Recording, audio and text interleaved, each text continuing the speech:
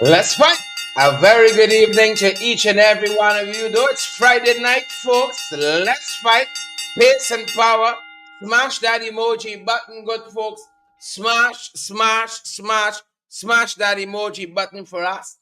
And share the live as well. And if you can partner with us, makes it even better. Share, share, share. Smash that emoji button, good folks. Rock come in.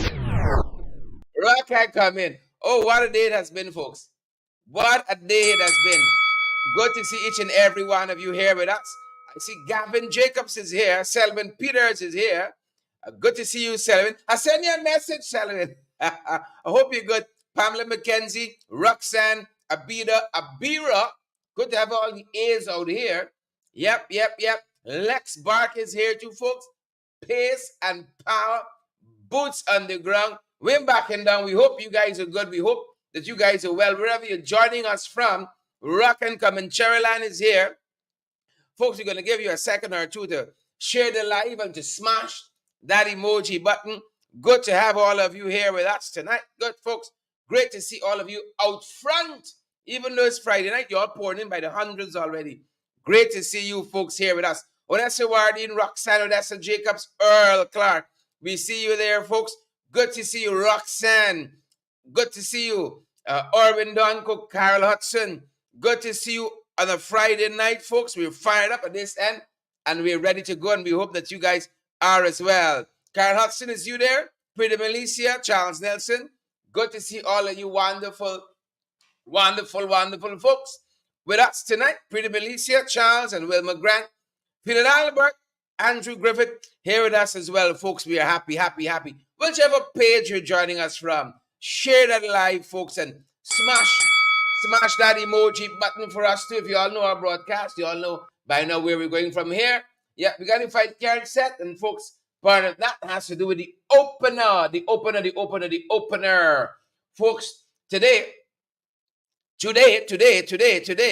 Alliance for Change had a press conference, and our vice chairman, I'm privileged, folks, to be the general secretary of that party. We got our national conference coming up, and our vice chair today, Ricky Ramsarup, Ricky Dionarayan Ramsarup, the member of parliament.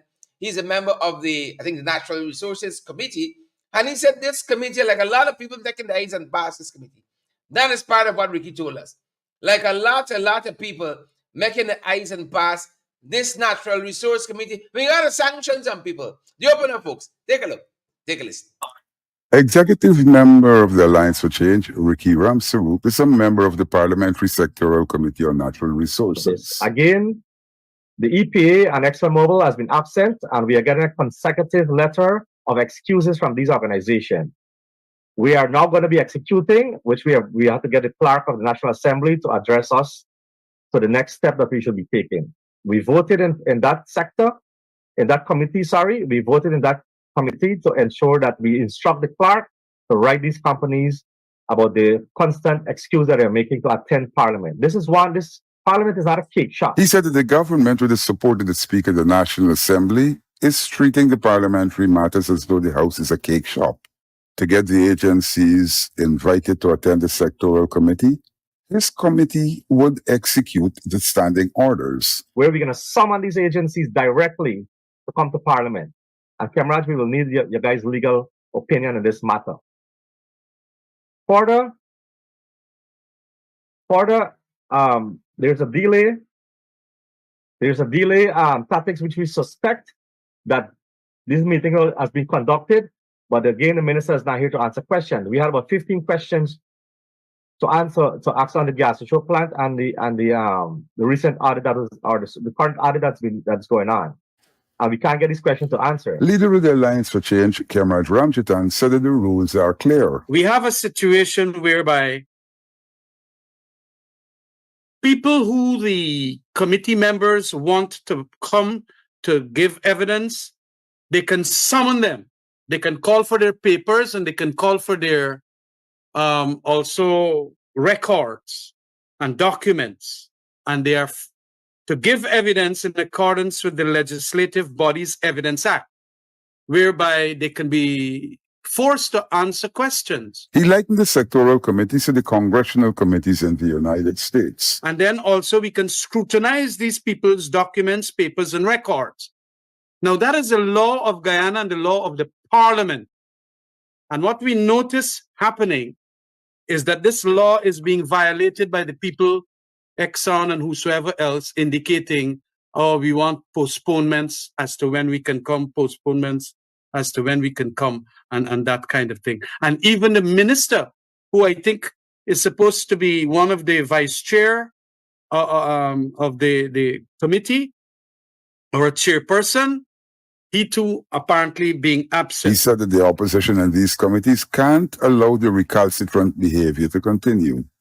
The work of the committees is being stymied, he said. In the case of my parliamentary committee on security, they named the chairperson, they named the members, and we have never had back another meeting. So we can't call the commissioner of police, we can't call any of the crime chief to testify there as to what is happening to crime. We can't scrutinize them, we can't ask them any question.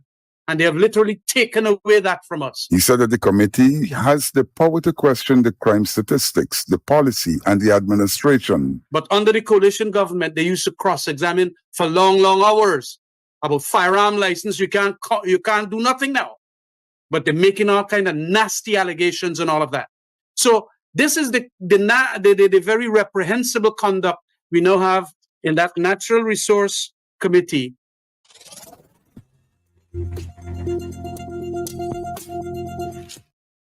Yeah, very well. We gotta treat these things seriously.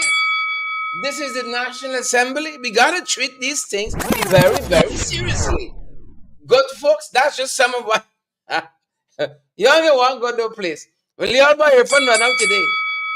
That was the opener, folks. All your boy Arfan. Arfan Ali. You ran out today, you had a live. Wasn't from the barrel ground, like better sense has prevailed. Wasn't from the barrel ground. Now this one, folks. Oh, we can talk about what was the contents of the live. But first, folks, it's good to see Dolly and William. It's Friday. I can slow it down a little bit. It's good to see Les Lynn and Marvin Garvey, Yolanda, Lyndon Gill, Rohan Basantram. Good to see you, Rohan. Vashti Magnol is here. Patricia Graves Andy is here as well. Guys, share the live if you're on. I don't know what some of you frightened for, I don't know what 1,100 of you are on with us on a Friday night. Thus far, the night is young yet. 1,100. If every one of you share the live, we sell off. We sell off. Help us to do that, folks, on a Friday night. That was the opener, folks, by the one and only Ricky Dillon Ramsarup, Member of Parliament. Member of Parliament. That was the opener, folks. Let's touch on a couple of things happening internationally and elsewhere, and then we're going to circle back. And this first one is very important. They're telling us the Biden administration, they've canceled $7.4 billion in student loans. We're talking about it here since we have the advent of oil and gas, more oil and gas, unless you listen to BJ's press conference on the Thursdays. Lots of gas, lots of oil money.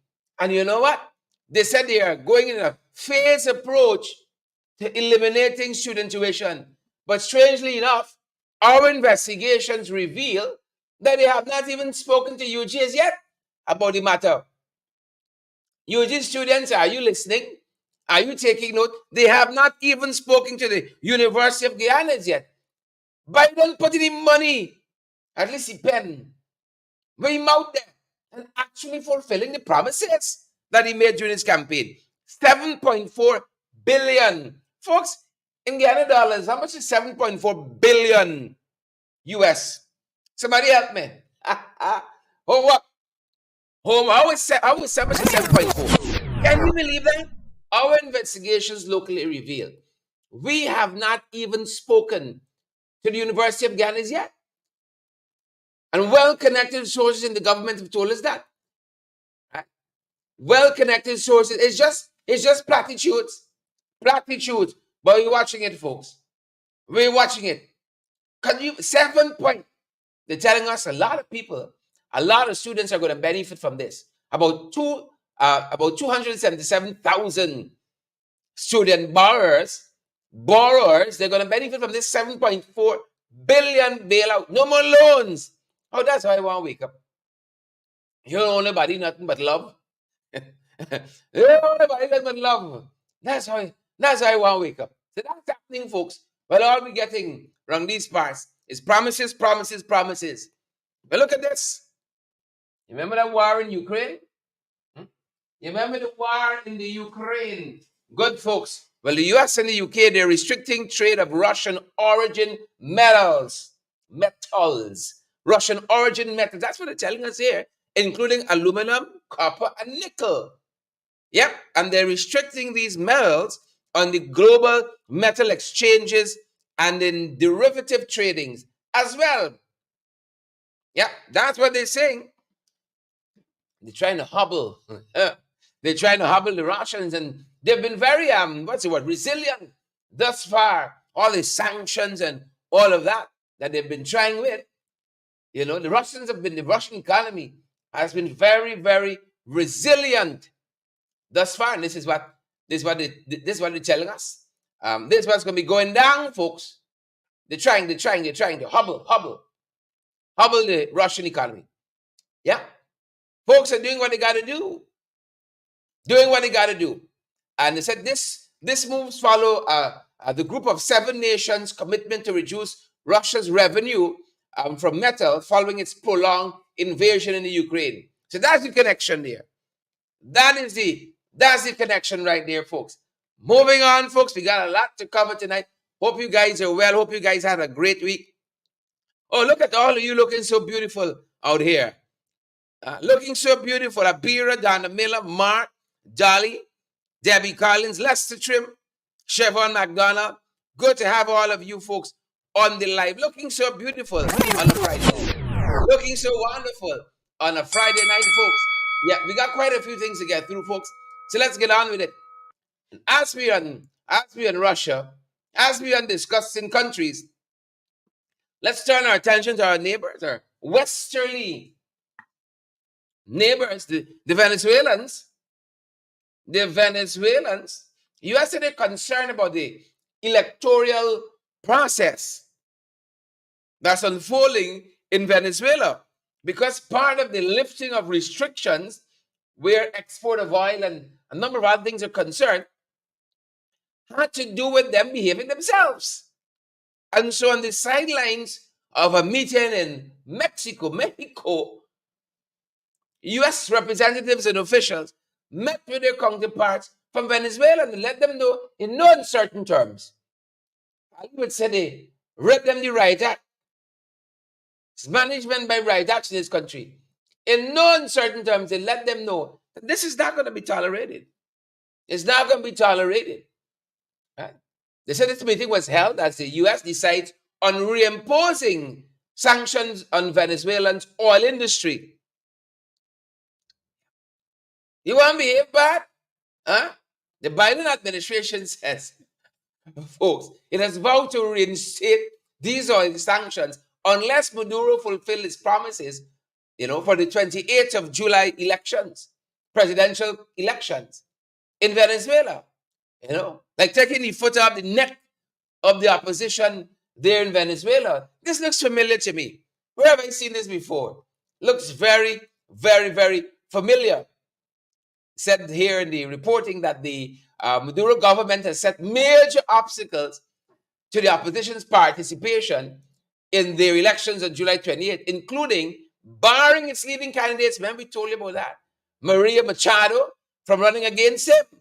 They had to put another woman to fill the space, the void on the ballot quite recently. So we're watching, folks, how things are unfolding with our Western neighbors.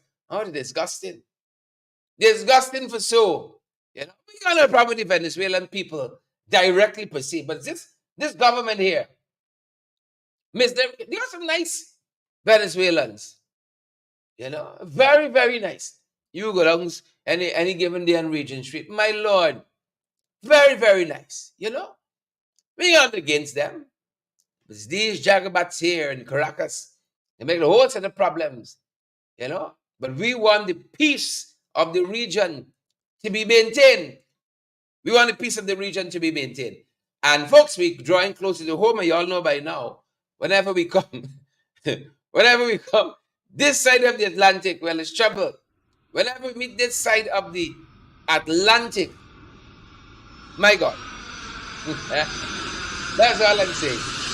We're coming in for landing. That's all I'm saying. When we come to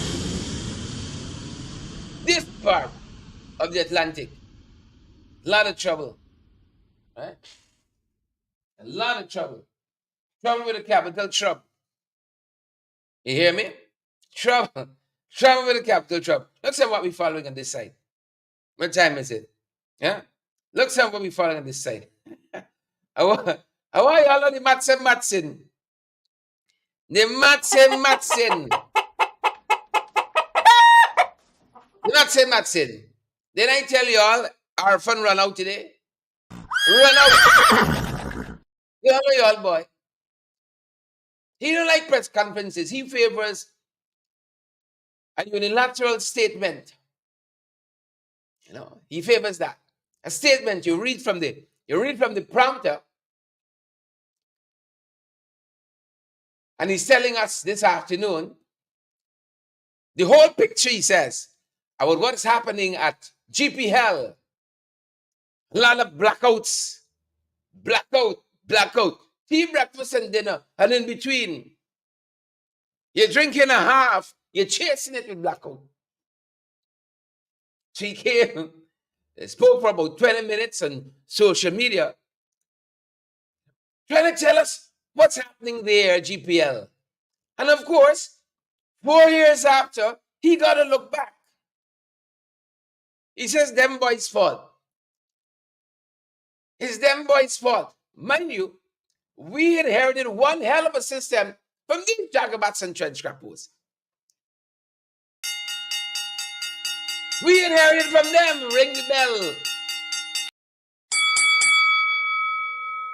We inherited from them a whole huge mess. And if you remember, we were hobbled with a no confidence motion 3 years in. But they expected us to fix all the mess we found. 4 years later, 4 years later, he's still struggling. But he expected us, with all the burdens we had, thanks to them, in no small part, to fix. 4 years later, he's still looking back. He says, what we inherit. Take a look, folks. Take a listen to some of what President Irvin Ali said today. First of all, in 2020, we inherited a system that lacked maintenance. Resources was not spent on the maintenance of the transmission. The transmission system itself was not expanded for the projected demand. The distribution network also had limited maintenance. We had transformers that were inefficient, and we had issues with technical and non-technical losses. Notwithstanding these challenges that were inherited and the investment that were not made in maintaining the system, we confronted the challenges and worked assiduously on expanding the system, enhancing the capacity of the system, building out substations, building out a network, enhancing the main transmission line, creating some amount of redundancy. Yeah, that's some of what they said they encountered. Well, you know this talk half and left half. Talk half and left half. Because like we remember things a little different. We remember things a little different. I'm gonna talk about the 26 megawatt plant we put on at Breeding Hope. And that's now we base. Like we remember things a little different. Right? I can talk about the renovation of the Leg 1 power plant. Because folks, I'm telling you, we remember things quite different. I can talk about that. Construction, renovation of the Leg 1 power plant. I'm just picking out a couple. You see? I'm just picking out a couple of them, good folks.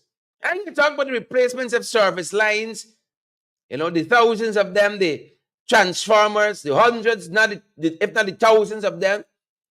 I can talk about that. We remember things differently. I can talk about the installation of the power plant and the Regina. No. I'm not going to talk about that. No. I tell you, you never know what he inherit. I ain't talking about the installation of the Canefield power plant. No. We didn't do nothing. Folks, we didn't do nothing. We didn't do nothing. And that is why I'm telling you all, Irfan Maths, good folks, it's just not maths. I can tell you everything. And not just a couple of things.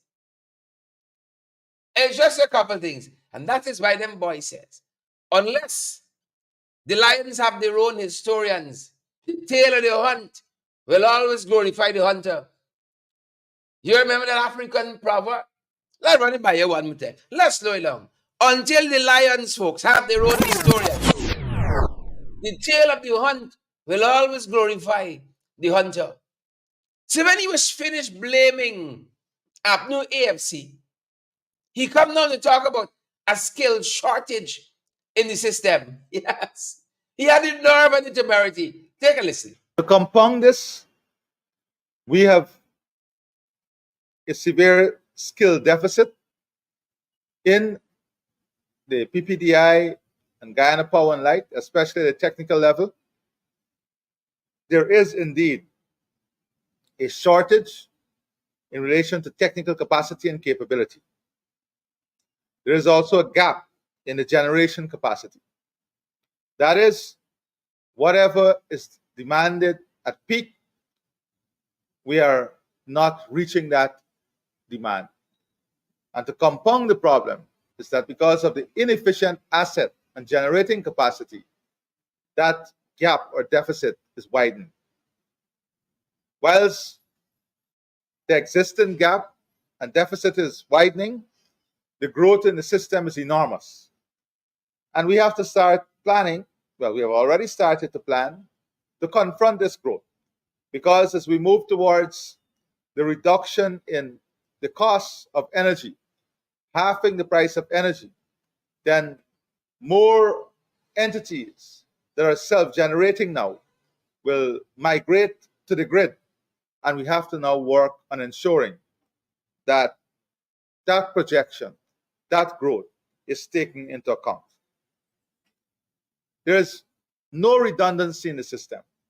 So if at any time one generator goes down, that there's no redundancy in generating capacity to fill that gap. So it means that a community or communities will be out of power. We're assessing our management capability, and we need to also work on strengthening our management capacity and capability. Yeah. They got a lot to do, folks. They got a lot to do. But like we remember things differently. We remember things differently. What Irfan didn't tell you is how many people they fired.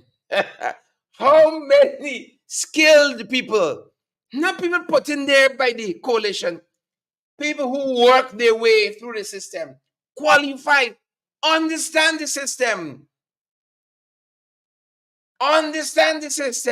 that they move out the way to make space for friends, family, favorites, and flatterers. First and foremost, happily, ably qualified CEO Albert Gordon, the lash out Albert. He was a Jamaican national who was recommended by an international firm. He knew oil, he knew energy, he knew the energy sector. But them boys didn't like that.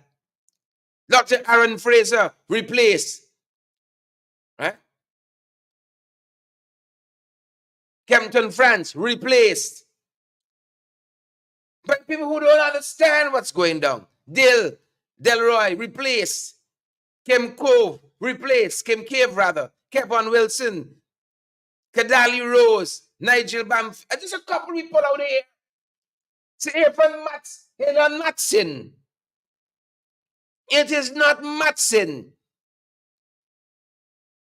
But I want to tell you the real problem. I want to tell you the real problem. It's my little nephew used to say. I want to tell you the real truth, uncle. Not the fake truth. The real truth. As David Patterson says, former Minister of Public Works, used to be infrastructure. Right? Ring the bell for David one time. The problem is they don't understand project management. And he said just today in the Lines to Change press conference, they have the worst project completion record in this hemisphere. The worst. That's what David says. The worst. Worst. Take a listen. The fact speaks for themselves. Name anyone in any project in the history of the PPP from 1992 to now that has ever been completed when they on time. Cemetery Road is still going, not completed.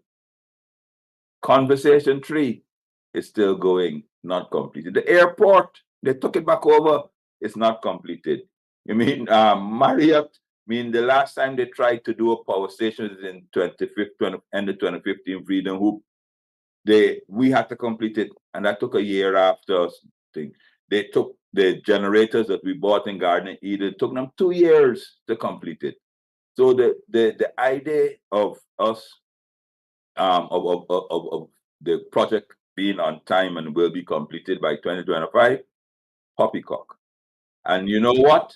They now realize how serious, and this is something divine which we have to look for. And I warned, just like Vince, I told you about when I get to GPL, I remind you.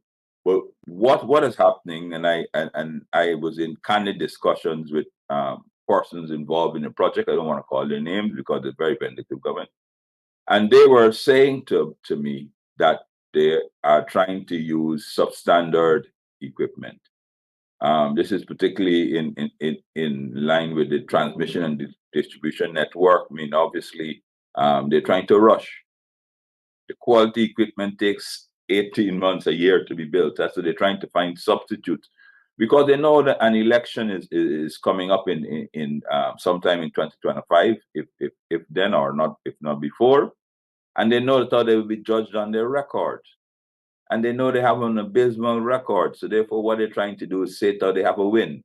A mile of falls, which they promised they would have done in 5 years, is a non-starter. The gas ashore, which they promised to be done, is a non-starter. The sugar estates, which they promised as a thing to be reopened, they've tried with one single, not sugar estate, one single one rose all, and that is sputtering. There's pictures all over social media with dwarf canes being cut, trying to make their target. They won't even achieve their target. So they have one of the worst project implementation completion rate in the Western Hemisphere. So I take no credence whatsoever. I take it not only his word about the project only being 3 months and it'll be finished in April, not only with a pinch of salt, it's a bucket of salt and a bucket of lard, and I wash that down with some swank because it's impossible. And everyone knows it, every single person in this country knows that what he's saying is not true. But obviously, time will tell. Exxon, excuse me there, Vince. I made the point before. Exxon has said out that they will complete their end by the end of 2024. They have been consistent with their timeline. They have always set out to be a 2-year project implementation period. However, so I'm not doubting their timelines. People have to be worried and concerned about is that if they do complete, we will have a pipeline. I know Jack Dale said they'll just fill it with nitrogen or something like that. But we will be paying for a pipeline, $55 million in 2025, without getting any gas, without no use to it whatsoever. The danger of that, there are people working. I mean, it's an active work site. People be working around these pipelines that have been completed, filled with nitrogen, filled with whatever it is that even the natural gas, that is a danger. Who is responsible for the year when the project is handed over by Exxon at the end of December 2024? Who is responsible from the entire year while they're waiting for the rest of the project to catch up for? Is it Exxon? Is it the government of Guyana? And this is one comes back to your initial question, Davina, to Mr. Ramjatan about insurance. Is this project also covered under that very, very limited $2 billion insurance, or is this project has a separate insurance component to it? Since this is totally, even though they're related, because gas comes from the gas field, we do think that it should be a separate insurance and doesn't fall under, unless they put the unlimited liability over the entire oil and gas operation, that will do. If not, it shouldn't fall under the $2 billion, because you are giving, Exxon is bringing a dangerous substance to shore, handing it over to a government and a group who have not been able to manage a cake shop. And they cannot simply walk away and said, "Oh, we handed this to the government." So that is another area of concern that to the people. But in summary, there's no way that project will be, and Vince could tell you how project management goes. You have a 3-month delay, and it's a knock-on effect. It's a knock-on effect. I do suspect as well, though more respect to what he said, that there's more than just simply time that the contractors are claiming for. More, he wants to say that they're claiming for additional time. No, they're also claiming for technical challenges. Yeah. Like we said, folks, the maths. the maths in this Friday night. Well, when he couldn't do much more there, Irfan turned his attention. He said this boat that coming from wherever it's coming from. Oh, he says, this is going to be historic. Right. When he says it's going to be historic, I said, well, we're never going to have Blackout again in real life. We even need the gas to show project. Then he says, you can only solve part of the problem. But power on a boat coming to Guyana, he says, historic. That's what he said. It's gonna be big. Within 15 days, and this is historic. It is amazing that within 15 days, we can have a power ship coming in here, ready to be connected to the grid.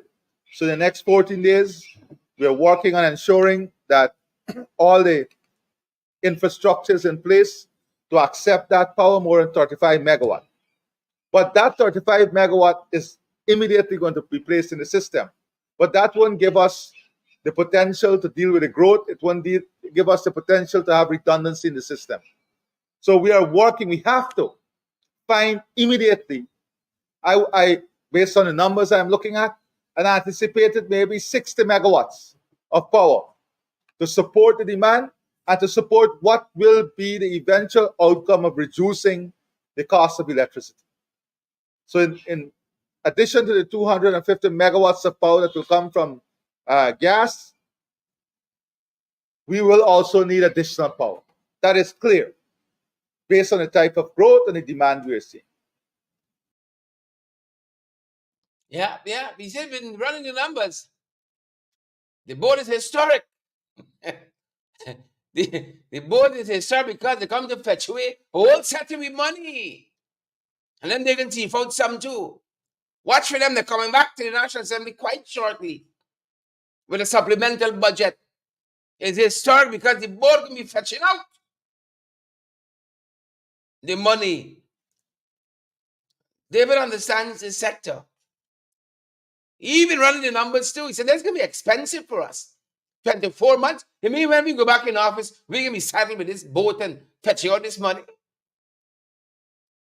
We've been crunching the numbers. we can be buying energy at some extremely high cost. Extremely, extremely, extremely, extremely high cost. Take a look, folks. In on your question of the badge from, I think it's Car Power Ship or something like that, you know what I mean, which is a Turkish company. I must thank the vice president. He was very forthright in letting us know about who the company is, which is very unusual to him, but we must thank. I warned this country, I warned everyone that as soon as that we will be spending some emergency funding, which will cost taxpayers millions of dollars. If I got his figures that he quoted yesterday correctly, and I listened to it, and what I got, I think that we are paying this company 8 cents per megawatt. That's what he said for supply of the power, 36 megawatts, operations and maintenance. Now that 8 cents and and the GPL will be supplying the fuel for this operation. What the vice president is skillful at is throwing out a number like he me challenging me on a mile of all, but he would never challenge me, nor would he bring up a motion to parliament where the facts can be laid there for anybody to see. Which I've already laid my figures in parliament, Davina, just as a matter of on this side where I got the 30 cents for a mile of watt. It's already in the parliament, it's already there. The speaker, as you know, was not very neutral, I could say that, and he would have ensured that it was struck off for the Hansard if I'd said anything that was untruth and I couldn't back up by data. It's there in the Hansard. So Jagio can talk from now until the cows come home about that project. It was and remains upon this scheme, the Milo Falls, under the form of the economic model in which they had. Anyway, back to this barge. So what he didn't tell you is how much it will cost. He said 8 cents. We're paying this company for 2 years. 2024, it'll be here till 2026 April. Minimum, I guarantee it'll be here for much longer. At 8 cents a megawatt, and yes, a megawatt. I thought it was well. Let me give you the two scenarios. I assume it is 8 US cents per megawatt for the contract that the company is. And Davina, you can correct me because you were there. I heard you were there at the press conference, but I re-listened to it. At 8 cents a megawatt, plus if the government of Guyana, which they are, will be supplying the HFO, which I'm assuming is being run off of HFO. The current price of, which is heavy fuel oil, the current price of heavy fuel oil is 90 US cents per barrel. So in other words, what to produce and to that contract and the supply only, we leaving out GPL's administrative cost. It works out to $45 a megawatt. $45 a megawatt. We are paying, I think, $28 a megawatt per. That's what the citizens are paying for residential at the moment. And then if you add in GPL costs, and you can quote me on these figures, you know, because I know how we asked where Patterson get it, but I double checked them with several experts this last evening, and it ended up to $45.08 per megawatt. And when you add in GPL's costs, administrative overhead, maintenance, and those things like that, which GPL has to add in to every megawatt produced, we will end up the cost for the country will be close to 54 Guyana dollars per megawatt.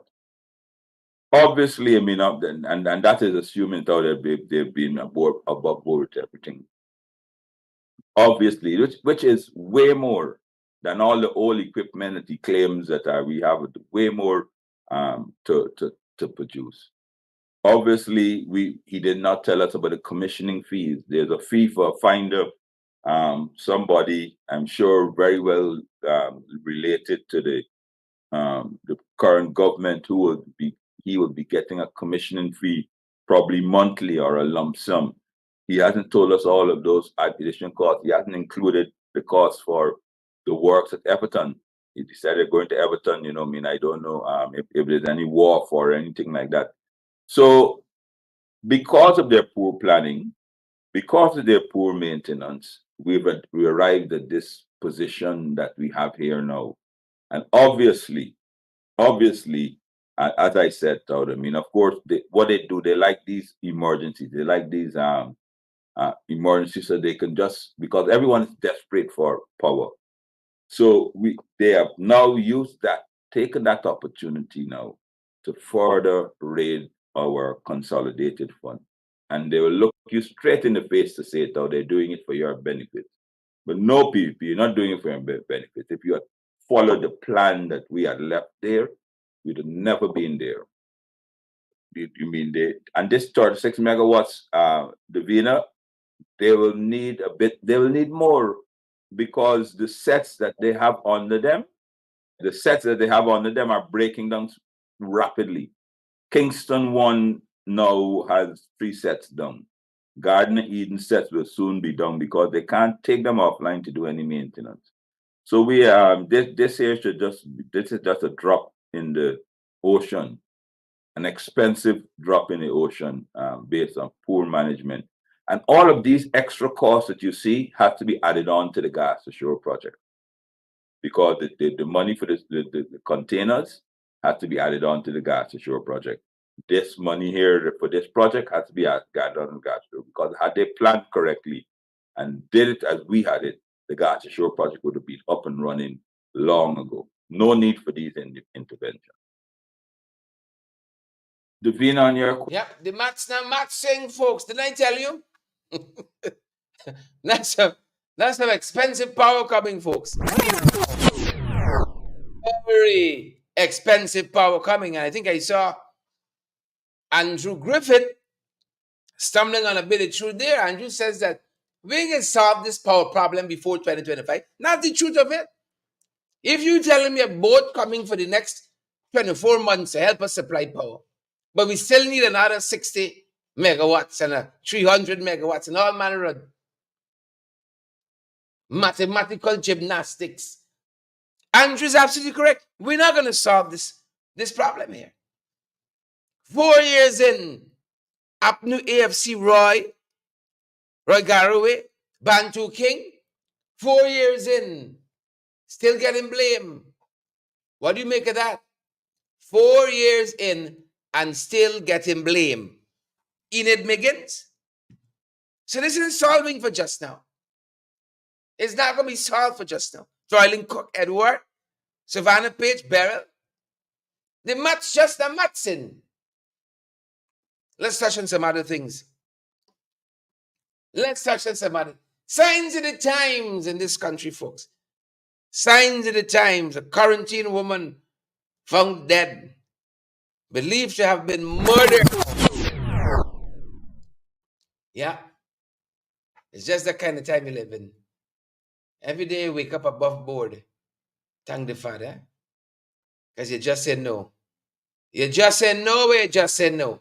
And so, guys, the commander of the region, the regional commander, Shiv Prasad Bacchus, confirmed that this lady given name as Sharda was found. And they're treating this investigation as a suspected murder. Yep. And Sharda, the deceased, is of number 54 village. She was found by her son in the backlands, they tell us, of 54 village. And that she had been missing for a very short time. And there's something else, like a plague on us. Every day, somebody turns up dead, floating someplace, discovered someplace. So Sharda had been missing for a brief period. And her relatives were in search of her when they stumbled on her lifeless body, regretfully. Yeah. Our thoughts and prayers her family. There's a lot of wickedness people involved in this country now. And we got wickedness in high places. as well. A lot of wickedness in high places. Some of y'all afraid to call it out. Wickedness in high places. We can do it for you. You don't bother. But share the live, smash that emoji button, good folks, so that others get the valid and credible information as well. They tell us that the police have arrested 3 persons. 3 persons. And they're assisting with the investigation. Y'all be careful out there. It's a wild, wild, wild, wild west country. Look at this one. It's 1 week, you know. This is not a month. It's not a half-year report we're giving you. It's hours, if not days apart. A woman claims that she was abused. Woman in Chalkville. She was abused. You know, this led to, she told her son, this led to an altercation. A man is dead now. Dead. And all this went down, they tell us, in Chalkville. Amaziah Hohenkirk, 36-year-old laborer, was allegedly murdered by Alicia Edmondson, a 42-year-old housewife. This happened today, folks. After misunderstanding over damaged speaker box. Look how you can lose your life in this country. Your life. For little or nothing. A misunderstanding over a speaker box. Over a speaker box. Alicia apparently informed one of her sons that this gentleman had abused her, quote unquote abused. And he went in search of the fella. A big altercation ensued. And during a confrontation, one of the parties, they said, was armed with a hockey stick. And the lady was struck on her wrist.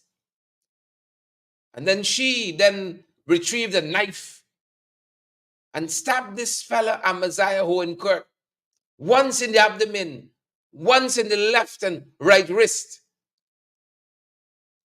The deceased, they say, fled the scene, ended up at the Georgetown Public Hospital Corporation, where he succumbed. It's a wild, wild west. A speaker box, you know. A speaker box is a result of all of this mayhem. A misunderstanding, the report says, over a speaker box. Deceased ends up at Georgetown Hospital. Amaziah Hohenkirk, and that's it. The value of your life is that. Sadly, thoughts and prayers with all concern, man. With all concern. Life cheap in this country. And that's why these boys want to treat us anyhow, you know. We got to keep standing in defense of what we know is right. We got to keep doing it. Irrespective of how tough it gets. Look at this one. Then I said 1 week we're talking about it. It's not 10. 1 week. A man shot his brother during a row over a woman. This is the end time story we're talking about. Huh? Remember people of faith. Christian, Hindu, Muslim. Terry and Grenville. This is Castillo housing scheme. Right next door to Tuckville. Castillo housing scheme. It's madness. What else I can tell you? It's madness. And this occurred yesterday. The 2 brothers, Lawrence Fanfare and Rondell Van Rossum, they had an altercation. Lawrence, a 38-year-old taxi driver, was shot by his brother, Rendell. The dispute, they tell us, arose rather over a relationship. A woman Lawrence was in a relationship with. Rendell fired a shot at Lawrence. Brother firing shots at brother. He was hit in the thigh. Lawrence, they say, according to reports, managed to escape, but was taken to the GPHC. That's the value of your life. Your misunderstanding over woman. Over woman. Heaven Faith, Paulette, Joy. I sure was a red woman too.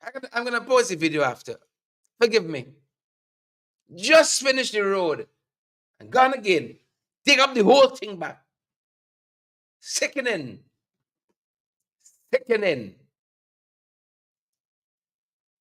They're not even qualified to manage a corner shop.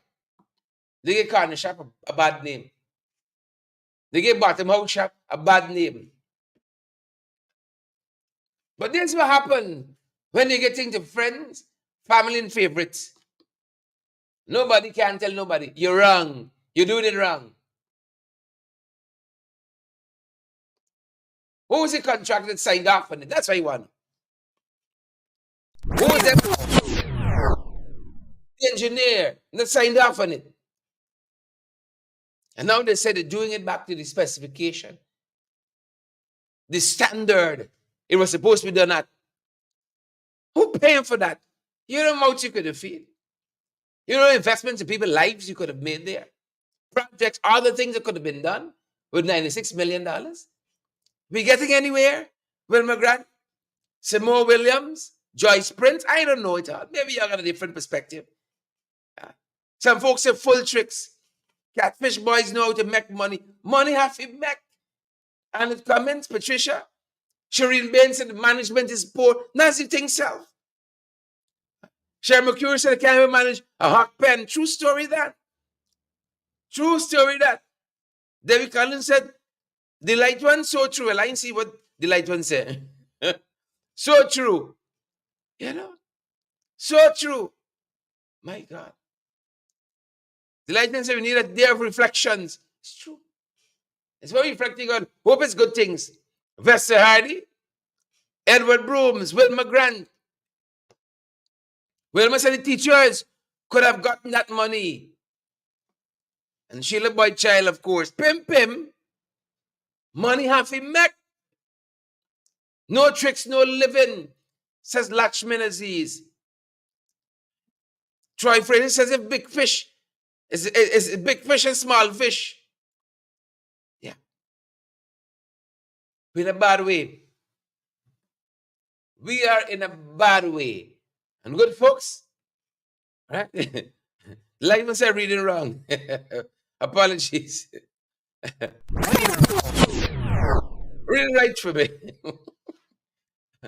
Folks, thanks for being here with us tonight. My God, we're in such a bad way.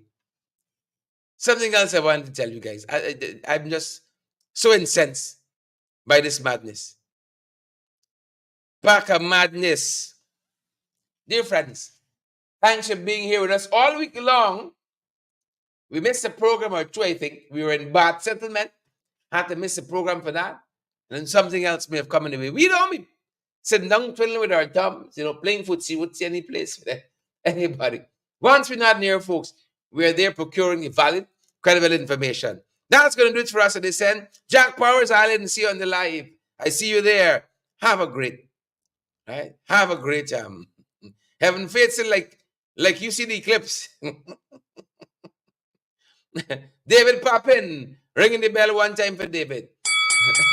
Ringing the bell for all of you folks. Folks, have a good weekend. That's going to do it that's going to do it from this end, folks. That is going to do it from this end. Thank you guys for staying with us all week long. Sandra Hanover, Edward Broom, Patricia, Martha Harris. Some of y'all distracting, and disgusted. Sharon Mercurius, Debbie, Deborah Pearson, Edith Megan. Some of y'all disgusted. Cheryl Sharona, Jamal Aziz, good to see you, my brother. Rami Leander, Lyndon Gill, and all you fantastic folks. That's our time. That's our program. Have a great weekend, folks. Spend time with your family, your loved ones. Might be one and the same. And be gentle with yourself.